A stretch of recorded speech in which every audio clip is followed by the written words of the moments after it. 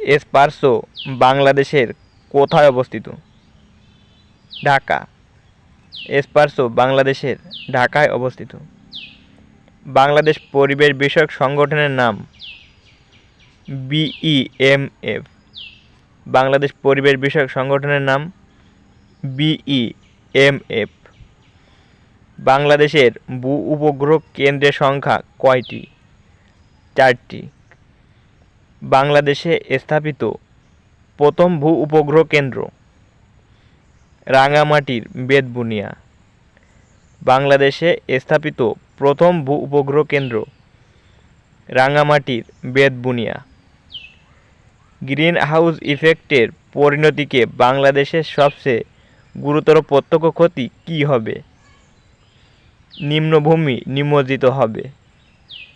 Greenidge মান সময় অপেক্ষা বাংলাদেশ সময় কত ঘন্টা আগে? 6 ঘন্টা।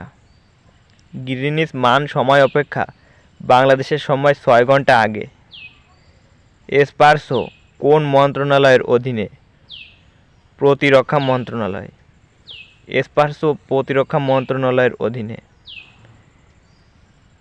বাংলাদেশের বৃষ্টিপাতের কত ভাগ বর্ষাকালে হয়? 80 ভাগ। বাংলাদেশের বৃষ্টিপাতের 80 ভাগ বর্ষাকালে হয়। নিম্নের কোনটি ঘূর্ণিঝড়ের নাম নয়? গ্যালাক্সি।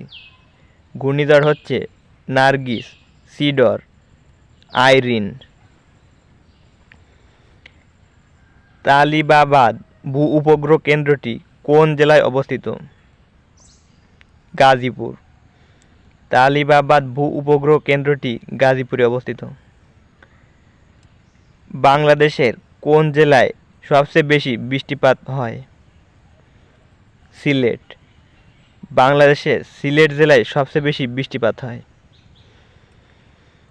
বাংলাদেশের সর্বনিম্ন বৃষ্টিপাত অঞ্চল? লালপুর।